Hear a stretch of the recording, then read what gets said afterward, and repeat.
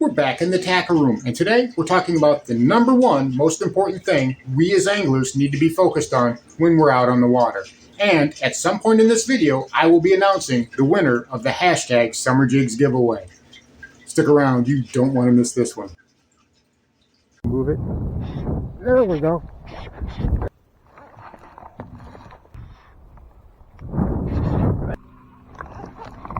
Gotcha.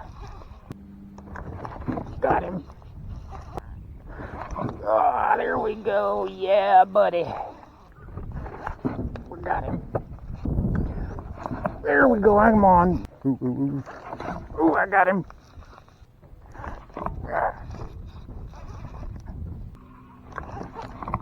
Gotcha. That's good.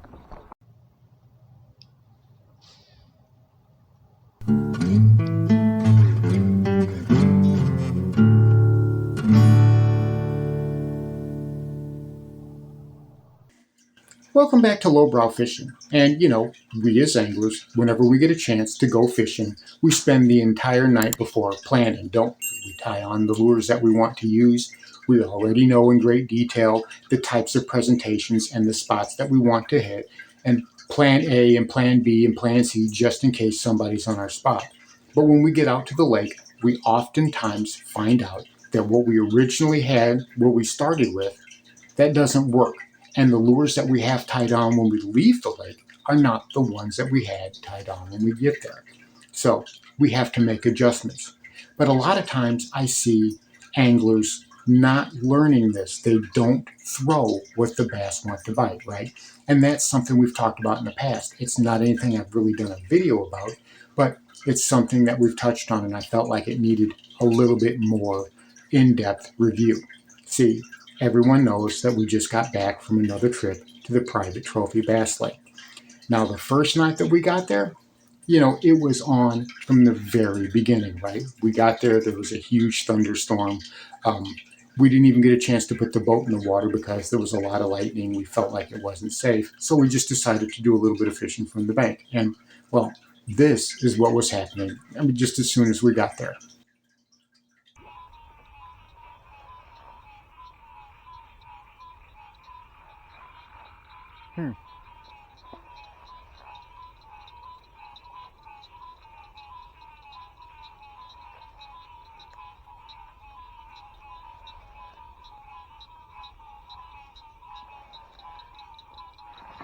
There we go. Ooh, that's a nice one. Ooh, that's a good one. It's peel and drag. That's a good one.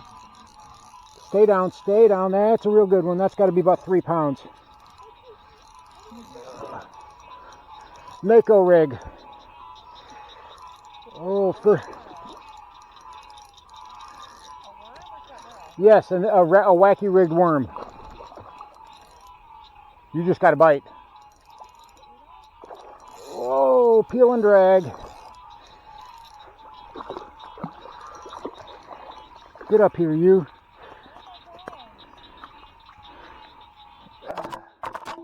Yes, it is. That water is warm. Oh my goodness. Okay, so right off the bat, we get right there and we're catching fish right from the bank. It was just super simple. It was super easy. We thought we were going to have the greatest time ever. And it was a lot of fun. So the next day rolls around. I get the bass buggy in the water, and the fishing is phenomenal. Granted, just because it's a private trophy bass lake does not mean you don't have to break it down. And that's kind of the point. That's kind of where I'm going with this. But that first full day was phenomenal. We ended up catching bass after bass. 3-pounders, 4-pounders, 5-pounders, all over the place. It was great. But that second morning, well, we got out there to the water, and there was another couple of anglers in their boat next to us. And they were grumbling and they were grousing as the fish were busting up just 50 yards or so away from both of our boats. And I told them, look, you guys can go get that. You can have at it. And they were grumbling that they hadn't caught a thing. And one of them was throwing a buzzbait and the other one's throwing a crankbait. And I knew right away that they weren't throwing what those fish wanted to bite. And I told them, I said, look, We're dragging jigs, we're dragging worms, we're catching them. And what do you think they told me? That's exactly right. They don't want to throw that. That's not how they want to fish. And I hate to say it, but you have to fish how the bass want to be fished, right? If you are not doing that, you're not getting bites. So as that day progressed, as the second day progressed, we were out there, the wind really began to pick up. And we noticed the bite died way off. Unlike the first day, where the fishing was very easy, the second day was very much a grind. We could not eke out a bite for anything, and there was nothing we could do about it. That wind just seemed to turn that bite way off, and the bass were having none of it. So again, just because it's a trophy bass lake, that doesn't mean that you don't have to deal with problems. It doesn't mean that you're just putting your line out in the water and those fish are automatically biting it. You still have to make adjustments. You still have to read what's going on. 90% of bass fishing is between the ears, and that's kind of the point that I'm trying to teach you with these videos. You've heard me say it before, technique over tackle, right? Use what the bass are telling you to adjust your presentation and put yourself on fish. So by that afternoon, I was able to make a few adjustments. I figured, well, maybe those bass were really pushed up a little bit more shallow into pockets, because that's where we were seeing them bust up. They had moved a little bit more inshore, and I don't know why that wind had done that, but it certainly seemed like it had driven them. Maybe the bait fish had gone into those coves and the bass were following. I don't know, but that's where they had seemed to be. They wanted a heavier, faster fall, so I was tying on heavier jigs, and that seemed to do the trick. I started getting bites. It had taken me almost all day, but I finally figured it out because I was on the quest to find out what those bass wanted. I go fishing and I'm thinking to myself, what do those bass want to eat? That's the number one thing that I'm thinking about. And, well, the wife even caught her PB whenever we figured out just exactly what it was those bass wanted. Jeez Louise, the first fish she catches today is the biggest fish in the lake with herpes.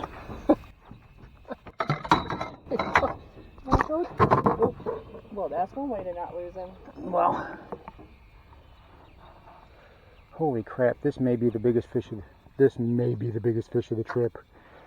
You were doing that on purpose. You were playing coy all day, weren't you? Weren't you?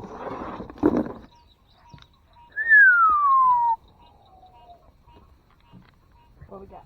Let's just say you have a new PB, hon. What you got? 3.7? 3.73. Yeah. And now it's time to announce the winner of the hashtag Summer Jigs contest. But first, let me say thank you to everyone who entered. It was way more than I ever thought possible, and the response was really and truly overwhelming. So thank you very much. And now, here is your winner. Congratulations. Reach out to me at lowbrow_fishing@yahoo.com. The email address is also in the description. I'll confirm your identity, and we'll get that prize pack out to you as soon as we possibly can.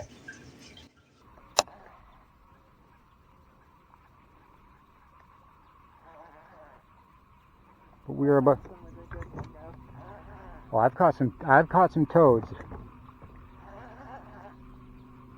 I have caught some toads. I would definitely be cashing a check at a tournament.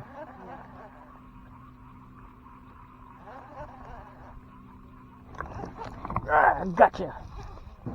That's another good one. That's another good one. Oh, that may be bigger. Oh, yeah, that's bigger. Oh, no, it's not bigger. It just felt like it. He was digging. It's still a pretty good size one. Get up here, you.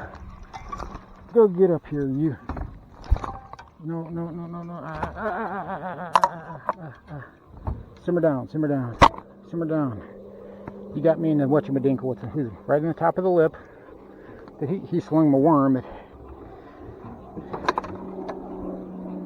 2.5, maybe a little north of 2.5, right?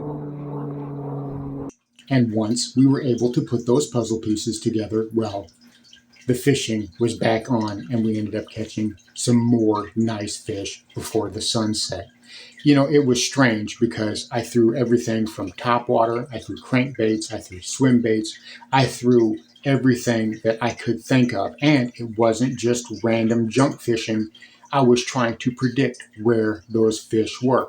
And I promise you, there was fish where I was putting those baits. I know there was fish where I was putting those baits. They just were not interested in my presentation. So I needed to figure out what it was they would be interested in.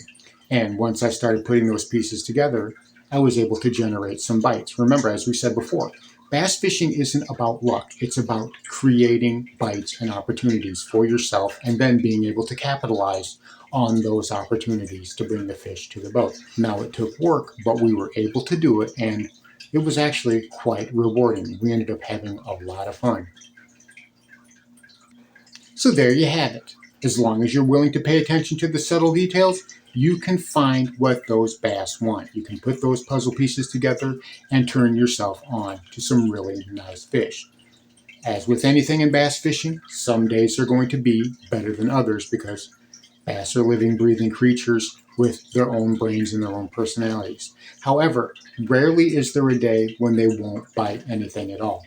We just need to figure out what it is that they're really after and then present it to them in a way that is enticing and that they'll go after it. Sometimes that's a lot of work. Sometimes it's pretty easy. That's for us to try to find out. And in the end, isn't that what bass fishing really is? It's very much like hunting, right? We're always on the prowl looking to entice those bass. Thanks for watching Lowbrow Fishing. We'll catch you in the next one.